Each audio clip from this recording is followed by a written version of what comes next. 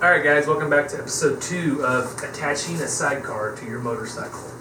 This again is my 2008 Yamaha Warrior. This is my bike. I'll probably never get rid of this. We've been around the world, 85,000 miles. It's just time to do something else because we can. So to attach the sidecar to the bike, this is where it gets a little bit tricky. Back in the day, people used to throw sidecars on anything and everything. We can't really do that as much anymore, mostly because back in the day, motorcycles were made with really big, thick, heavy frames.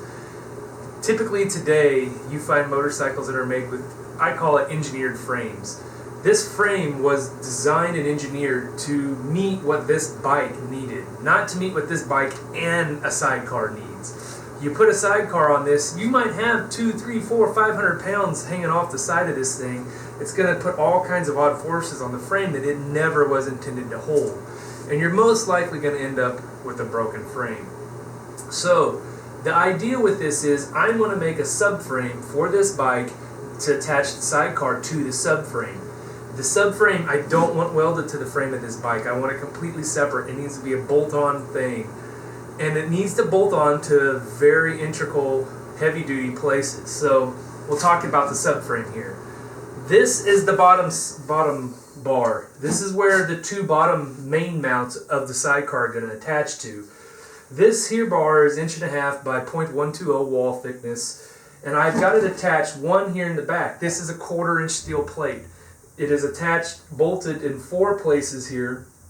This is where the old foot peg mounts would have been on the rear, and down here there's an old exhaust mount, 2 of them, two bolts. In the middle here, this bike has a horizontal spring in it, so their spring mount is up underneath the bike. So I have a really strong mounting point up underneath the bike I can utilize. So there's a 1/4 inch plate spanning the bottom of the bike, attaching to that mounting point. In the front here, I have a third mounting point. It's attached to one of the motor mounts plus the 2 bolts that hold the foot pegs on. Those are pretty strong, all independent, really heavy duty mounts. Now this upper tube here, that is for the 2 upper braces that are, or one of the 2 upper braces. The upper braces that come off your sidecar to just triangulate things, so that way the sidecar is steady and solid in the place. This here is going to be like a 1 inch tube, and I think it's 0.120, might be a little bit thicker, I don't remember. But again, I've got it mounted in 3 places. I got it mounted again down here, motor mount, foot peg mounts. Then there's another motor mount back behind here. I made a really oddball plate to get back in there and around. So I attached to a motor mount here in the middle. And then I have this third mount up here. I don't think I needed this third mount. I think I would have been fine without it, but I went ahead and threw it in just because it's better safe than sorry. And this mount is mounted, there's 4 bolts that are up underneath the frame of this bike. I don't remember what was there originally stock, but anyways, so I did it that way. I didn't make any fabrication videos of this. I don't figure you guys need to see that or want to see that. I'll talk a little bit about the fabrication. So I made templates. If you've never made templates, I typically use cardboard, and sometimes you have to make multiple templates for the same part. So this was what I call my rough template for this back here mount.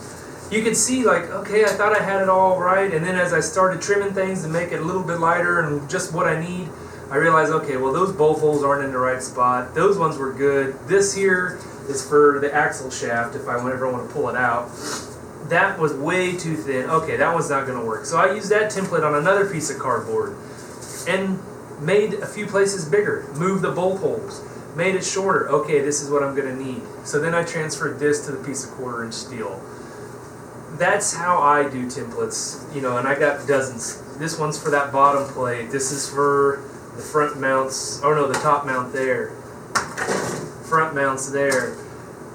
But I didn't use anything special here. I just used a tape measure and a marker. So I'll show you a close-up here of some of these mounting points so you can see what I'm talking about. Sorry, the lighting here is not the best, but you can see this is that front upper brace. It's got 4 bolts up in the top. I got this here goes kind of around the corner over to another motor mount. Then I come down here and I'm grabbing mounts here. For my bottom brace, boom, you got these motor mounts, foot peg mounts. You come to the back You got these two mounts here. I got more mounts down there. I got bolts up underneath here. This is that frame mount, or the shock mount I was telling you about. So you can see this is all a pretty steady and sturdy heavy duty subframe that I've made for this bike. I hope you guys have enjoyed things so far. Sorry I'm not really showing you any of the fabrication stuff on this. Like, I had to move my exhaust, remake my exhaust and stuff.